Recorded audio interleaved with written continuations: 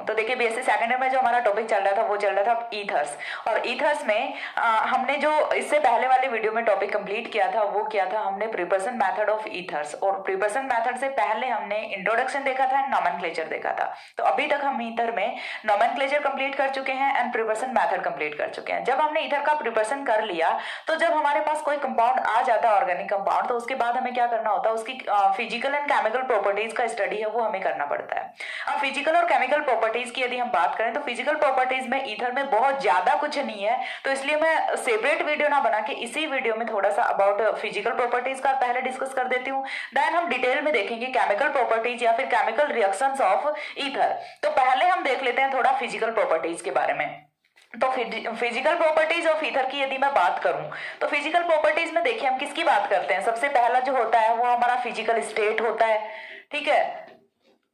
Physical state यानी कि हमारे जो ईथर्स हैं वो सॉलिड होते हैं, लिक्विड होते हैं या फिर गैसियस फॉर्म में होते हैं। तो यदि हम बात करें ईथर्स की तो मोस्ट ऑफ ईथर्स हैं वो कौन से होते हैं, गैसियस फॉर्म में होते हैं, ठीक है। या फिर हम बोल सकते हैं इन्हें इनकी जो गैसियस फॉर्म है, गैसियस फॉर्म में ये प्रेजेंट होते हैं, और साथ ही गैसियस फॉर्म है इनकी इनफ्लेमेबल होती है, बहुत जल्दी ये जलने लग जाते हैं, आग बहुत जल्दी पकड़ते हैं ईथर्स। ये इनकी एक फिजिकल प्रॉपर्टीज होती है, गैसियस फॉर्म में होते हैं, गैसियस फॉर्म में होने के साथ ही इनफ्लेमेबल होते हैं। दो चीज क्लियर हुई, गैसियस फॉर्म प्लस इनफ्लेमेबल होते हैं। अब इसके बाद जो तीसरा पॉइंट आता है वो हमारा जो सबसे सिंपल आता है वो क्या आता है, वाटर सॉल्युबिलिटी का आता है। तो ये वाटर इनसॉल्युबल होते हैं। वाटर इनसॉल्युबल क्यों होते हैं, इसके पीछे का रीजन क्या होता है, और साथ ही एक और चीज की इनमें हाइड्रोजन बॉन्डिंग प्रेजेंट होती है या फिर नहीं होती, सारी चीजें हमें एक एक करके डिस्कस कर लेनी है। तो सबसे पहली चीज इनकी सॉल्युबिलिटी की यदि हम बात करें तो ये होते हैं वाटर इनसॉल्युबल।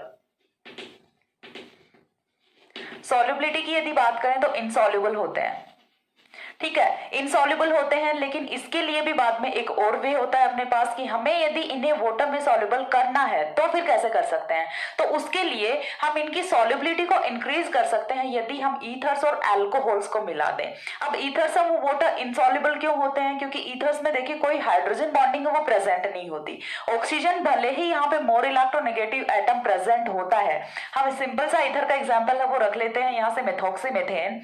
तो ईथर में देखिए यहाँ पे कोई भी किसी टाइप की हाइड्रोजन बॉन्डिंग है वो प्रेजेंट नहीं होती, और हाइड्रोजन बॉन्डिंग प्रेजेंट ना होने की वजह से ईथर्स की जो डेंसिटी है वो कम होती है वाटर से, ठीक है। ईथर्स की जो डेंसिटी है वाटर से वो कम होती है, और ईथर्स वो लाइट वेट होते हैं इन कंपेयर टू वाटर, तो ये वाटर में सॉल्युबल नहीं होते। बट जब हमें इन्हें वाटर में सॉल्युबल कराना है तो फिर हमारे पास एक वे होता है कि हम अल्कोहल प्लस ईथर कर दें। जैसे ही हम ईथर में अल्कोहल डाल देते हैं तो ईथर्स की सॉल्युबिलिटी है वाटर में वो इंक्रीज कर जाती है। क्यों कर जाती है, क्योंकि वही रीजन होता है अपने पास।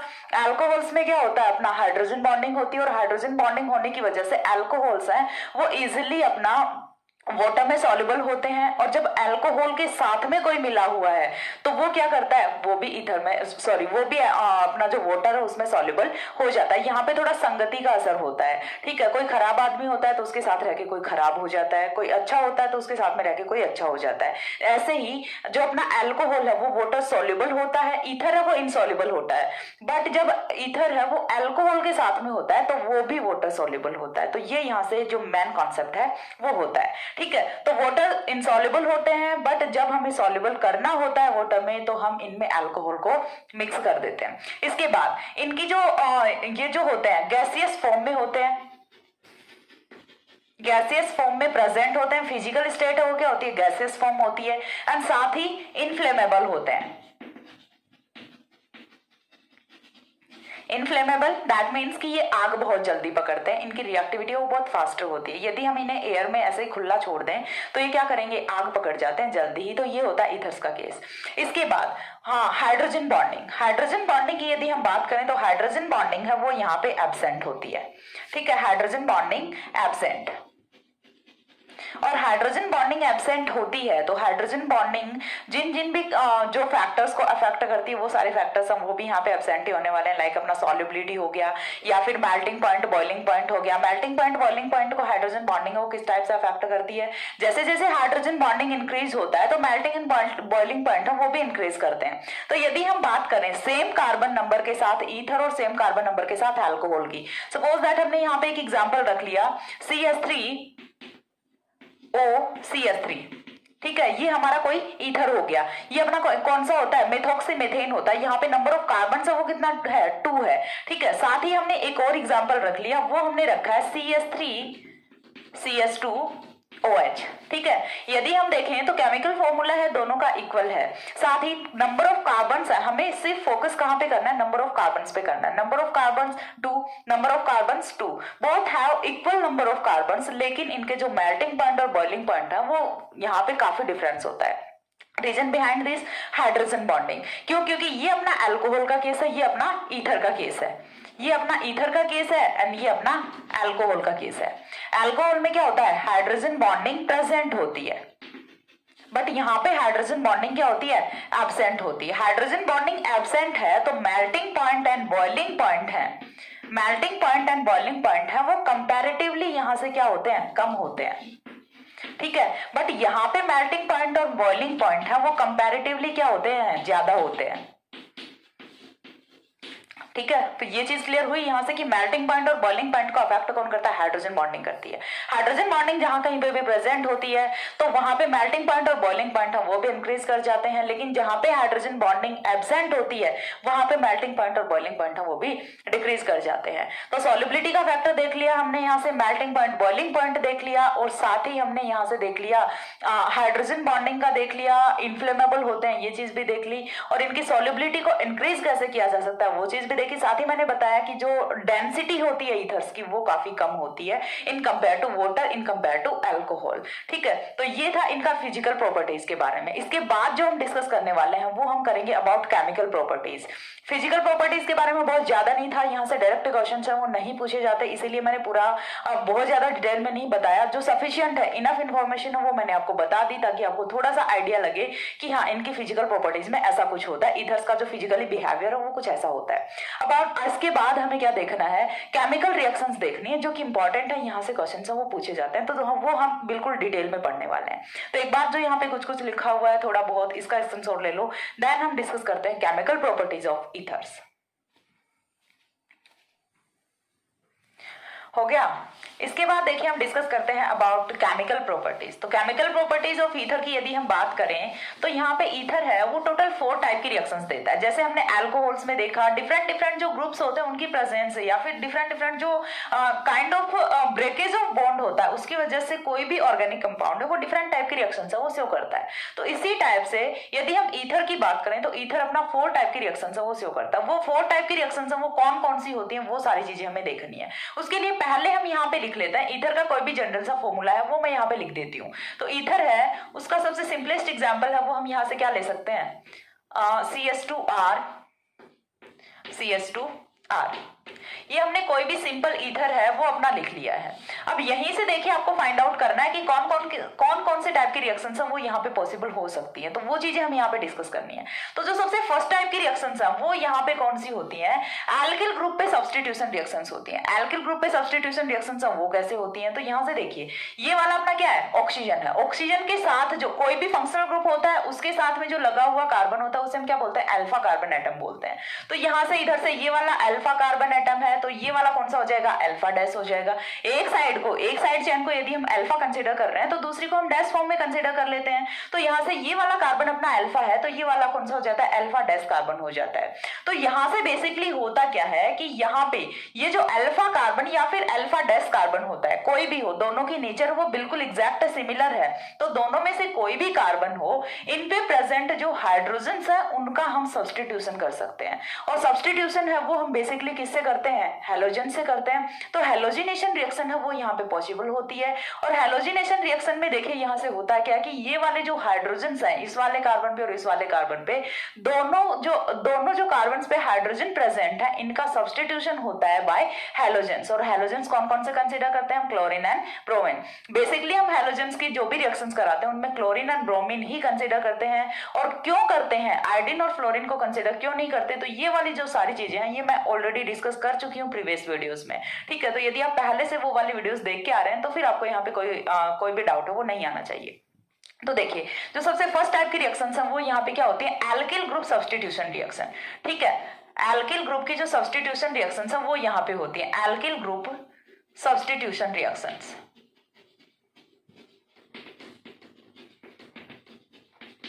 Alkyl group substitution reactions. तो सबसे पहली जो है वो कौन सी होती है, एल्किल ग्रुप की सब्स्टिट्यूशन रिएक्शंस या फिर एल्किल समूह की प्रतिस्थापन अभिक्रियाएं हैं, वो यहाँ पे होती है सबसे फर्स्ट टाइप की रिएक्शन। सेकंड टाइप की रिएक्शन यहाँ पे कौन सी हो सकते हैं, देखिए ऑक्सीजन एटम है अपने पास और ऑक्सीजन एटम पे क्या होता है, लॉन पेयर ऑफ इलेक्ट्रॉन्स होते हैं, तो लॉन पेयर ऑफ इलेक्ट्रॉन्स इन्हें डोनेट किया जा सकता है। तो एक टाइप की रिएक्शन है वो ये भी हो सकती है कि यहाँ से कोई भी अपना इलेक्ट्रोफाइल आए या फिर कोई भी अपना प्रोटॉन आए और वो यहाँ से एक्सेप्ट करे lawn pair of electron of oxygen को। तो दूसरी टाइप की रिएक्शंस वो किसकी वजह से हो सकते हैं, कौन सी रिएक्शंस हो सकती हैं, reactions due to lone pair of electron of oxygen atom. ठीक है, तो जो दूसरी टाइप की रिएक्शंस है वो हमारी कौन सी होंगी, रिएक्शंस ड्यू टू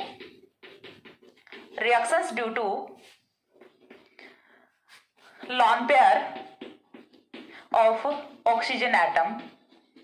ठीक है, दूसरी कौन सी हो सकती है कि जो अपना ईथर का ऑक्सीजन एटम होता है, ईथर का जो ऑक्सीजन एटम होता है उसमें प्रेजेंट लॉन पेयर होता है, उसकी वजह से भी यहाँ पे रिएक्शंस वो हो सकती हैं। तो बेसिकली क्या होगा, जब भी हम ईथर की रिएक्शन वो किसी भी इनऑर्गेनिक एसिड के साथ कराते हैं तो यहाँ से क्या करेगा, ऑक्सोनियम आयन की फॉर्मेशन करता है। ठीक है, तो यहाँ से फॉर्मेशन वो किसकी होगी, ऑक्सोनियम आयन की फॉर्मेशन होती है। तो दो टाइप की रिएक्शंस वो अपनी हो गई। अब इसके बाद जो नेक्स्ट रिएक्शन आती है वो अपनी कौन सी हो सकती है कि यहाँ से या तो ये वाला बॉन्ड क्लीव कर जाए या फिर ये वाला बॉन्ड क्लीव कर जाए। दोनों साइड के जो बॉन्ड्स हैं इनकी नेचर तो सिमिलर होती है, तो यहाँ पे हमें नहीं हिसाब लगाना पड़ता जब मॉलिक्यूल सिमेट्रिक है। कौन से केस में, जब मॉलिक्यूल सिमेट्रिक है। जब मॉलिक्यूल एसिमेट्रिक होता है दैट मींस कि यहाँ पे इस वाले साइड पे और इस वाले साइड पे नंबर ऑफ कार्बन वो इक्वल नहीं होते, नंबर ऑफ ग्रुप्स वो सेम नहीं होते, तो फिर यहाँ पे हमें सोचना पड़ता है कि कौन सा बॉन्ड ब्रेकेज करेगा। लेकिन अभी के लिए हम बात करें सबसे सिंपलेस्ट केस की कि जब दोनों साइड एक जैसे ग्रुप्स वो प्रेजेंट है, तो उस केस में हम यहाँ से कोई भी एक कार्बन और ऑक्सीजन जो बॉन्ड है उसे ब्रेक करके और वो रिएक्शन है वो कंप्लीट करा सकते हैं यहाँ पे।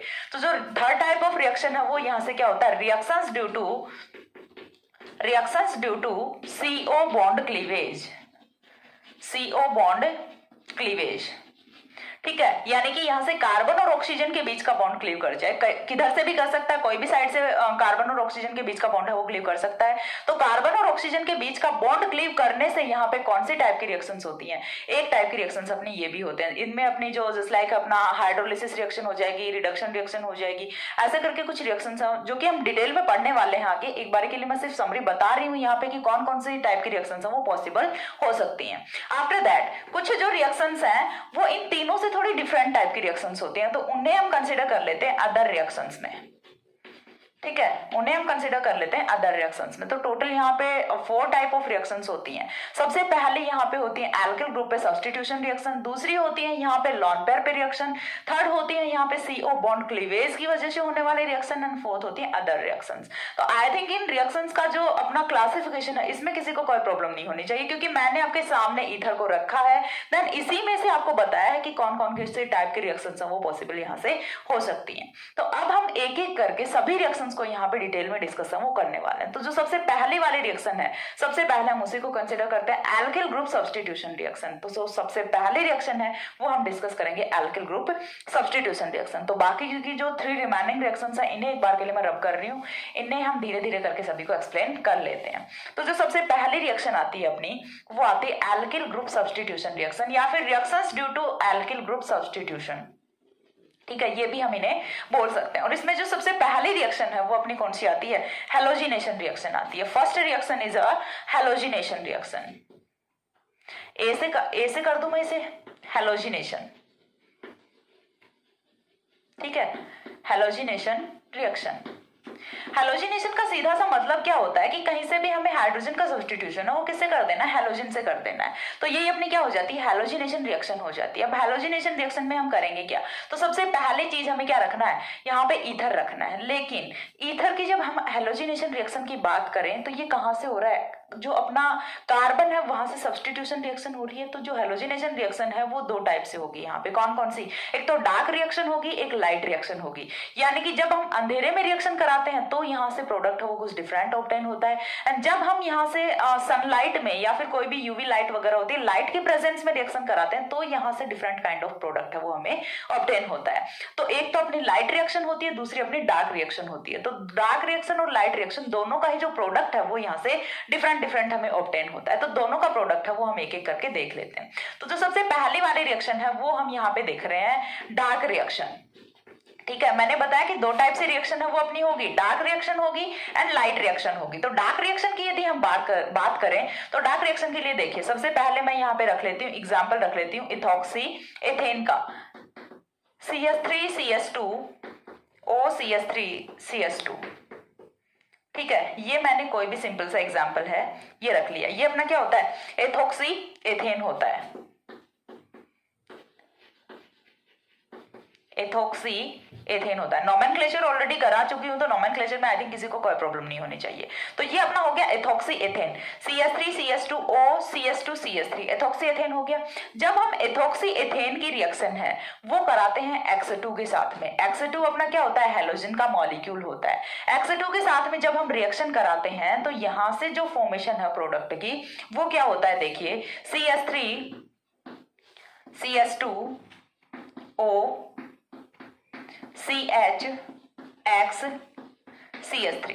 ठीक है, तो यहां से कुछ इस टाइप के प्रोडक्ट की फॉर्मेशन है वो हो जाती है। तो सबसे पहली चीज हमें क्या देखना है कि जो हाइड्रोजन का सब्स्टिट्यूशन हुआ है, पहली चीज तो यहाँ पे सब्स्टिट्यूशन रिएक्शन हो रही है। कैसे पता चला, क्योंकि यहां से जो एक हाइड्रोजन था उसका सब्स्टिट्यूशन हमने किससे कर दिया, एक हैलोजन से कर दिया। तो पहली चीज यहाँ पे सब्स्टिट्यूशन रिएक्शन हो रही है। दूसरी चीज कि सब्स्टिट्यूशन रिएक्शन कौन सी पोजिशन पे हो रही है, तो पोजिशन है वो अपनी कौन सी होती है, अल्फा पोजिशन होती है।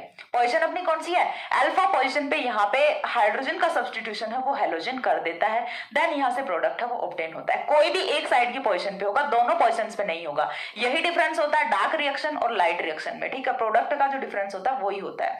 तो यहाँ पे हमने X2 लिया तो माइनस क्या हो जाएगा, HX हो जाएगा। ठीक है, माइनस क्या होगा, HX होगा। क्यों, क्योंकि हमने क्या कंसीडर किया है, X2 किया है।